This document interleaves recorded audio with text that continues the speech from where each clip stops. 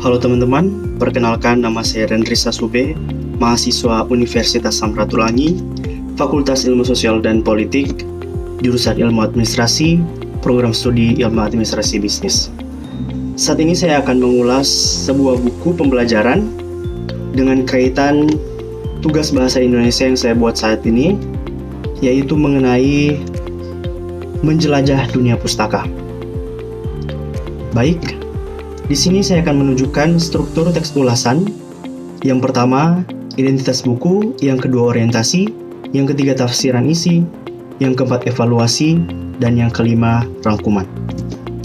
Baik, ini adalah sampul buku yang akan saya ulas. Bisa dilihat di sini, judulnya yaitu Pengantar Bisnis, Teori dan Konsep, dan juga penulisnya. Baik, dalam struktur penulisan ulasan buku, yang pertama yaitu identitas buku. Di sini yaitu yang pertama, judul. Judul dari buku ini yaitu Pengantar Bisnis, Teori dan Konsep. Yang kedua, penulis dari buku ini yaitu Dr. Didik Harjadi SE/MSI dan Dewi Fatmasari SE/MSI. Yang ketiga, penerbit Unico Press. Yang keempat, tahun terbit tahun 2015. Yang kelima, hak cipta, diterbitkan pertama kali oleh Unico Press Kuningan. Yang keenam, jumlah halaman buku yaitu 279 halaman. Yang ketujuh, bahasa yang digunakan buku yaitu bahasa Indonesia. Yang kedelapan, warna sampul buku yaitu warna biru. Selanjutnya, orientasi. Buku ini ditulis oleh Didik Harjadi dan Dewi Fatmasari. Didik merupakan seorang akademisi yang berkarir sebagai staf di pengajar di beberapa perguruan tinggi. Sekarang aktif mengajar di Universitas Kuningan dan juga sering mengajar menjadi pemateri dalam pelatihan bisnis dan kewirausahaan di lembaga-lembaga pemerintahan. Dewi merupakan seorang dosen dan pernah memiliki pengalaman mengajar di beberapa perguruan tinggi swasta dan mengemban jabatan sebagai Ketua Bidang Data dan Informasi P2 TPA Kabupaten Kuningan. Buku ini merupakan karya pengabdian penulis untuk memberikan pilihan kepada siapapun dan dapat berguna bagi referensi buku sebagai referensi buku pembelajaran bagi mahasiswa, khususnya dalam mempelajari ekonomi bidang bisnis, sehingga dapat mempelajari dunia bisnis dan perkembangan bisnis dengan data dan perhitungan yang konkret. Selanjutnya, tafsiran isi. Dalam buku ini dipaparkan materi pembelajaran mengenai bisnis dan beberapa teori manajemen bisnis. Penulis menggunakan pengetahuan dan pengalamannya dalam memaparkan teori-teori bisnis dan membuat suatu pendekatan matematis dalam melakukan bisnis sesuai dengan unsur-unsur administrasi sehingga dapat memperhitungkan unsur struktur aktivitas bisnis dengan metode-metode perhitungan yang tepat. Dari isi materi yang dipaparkan terdapat pengertian dan pengenalan lebih dalam mengenai bisnis dan dengan faktor-faktor yang ada melalui tantangan dunia bisnis. Karakteristik sistem bisnis, bentuk-bentuk bisnis disertai dengan kelemahan dan kekuatannya, metode dan tahap maupun faktor dalam memulai bisnis secara sistematis dengan perencanaan yang matang, meramalkan progres bisnis ke depan secara metode sistematis maupun pendapat atau contoh nyata yang ada. Salah satu materi yang ada memaparkan mengenai etika dan tanggung jawab bisnis sesuai dengan sikap perilaku dan nilai norma yang baik yang berlaku di tengah masyarakat dunia maupun nasional.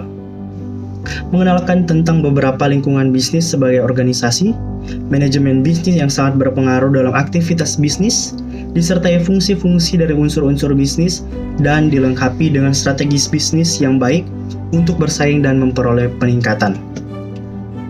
Penulis menggunakan metode-metode secara analisis dengan metode-metode perhitungan dalam perencanaan bisnis, peramalan bisnis, dan fungsi keuangan. Metode-metode perhitungan tersebut adalah metode break-even dalam rangka perencanaan produksi, metode least square dalam metode kuadrat dan untuk meramalkan penjualan produk, dan metode pengelolaan keuangan dalam aspek likuiditas, solvabilitas, dan rentabilitas. Hal-hal ini membuat buku ini memiliki kelengkapan secara teori dan juga metode-metode sistematis dibandingkan dengan buku lain. Yang keempat yaitu evaluasi. Dari sisi materi maupun isi dan dari materi-materi yang ada di buku ini, menjadikan hal tersebut sebagai salah satu keunggulan dari buku ini. Kelengkapan materi dan isi menjadi keunggulan yang sangat baik bagi sebuah buku pembelajaran. Penjelasan yang diberikan juga sangat terperinci dan jelas. Penjelasan dari beberapa materi dilengkapi dengan contoh nyata Juga penjelasan secara sistematis dan penjelasan dalam pemikiran bisnis disertai dengan pertanyaan dalam bentuk kasus membuat pembaca dapat berpikir kritis dan mandiri sehingga lebih mudah dalam merencanakan dan membentuk bisnis. Walaupun memiliki banyak kelebihan, buku ini tetap memiliki kelemahan, yaitu pada penulisannya, di mana banyak sekali didapati pada kata pengantar beberapa penggalan kata yang tidak lengkap, hurufnya atau salah ketik. Juga pada bagian isi dari buku ini, banyak sekali kesalahan dalam pengetikan seperti ukuran huruf yang tidak sesuai atau tidak sama. Jika dilihat dari isi maupun judul buku yang merupakan mata kuliah bagi perguruan tinggi, tentunya buku ini ditujukan bagi mahasiswa program studi atau jurusan yang berkaitan dengan bisnis, misalnya ilmu administrasi bisnis maupun manajemen, dan juga dapat bermanfaat bagi mereka yang ingin mempelajari atau belajar bisnis maupun ingin merencanakan dan memulai bisnis. Jika buku tentang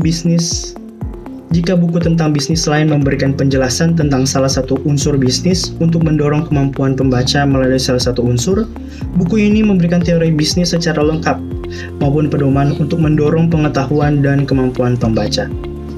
Yang terakhir, yang kelima, yaitu rangkuman.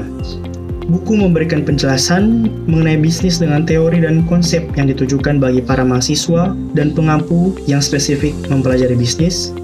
Penjelasan yang lengkap dan terperinci dapat membantu dan mendorong mahasiswa untuk dapat mendirikan dan mengelola bisnis dengan baik. Penulis telah berupaya untuk memberikan edukasi mengenai bisnis, sehingga dapat sangat membantu bagi para mahasiswa. Terima kasih.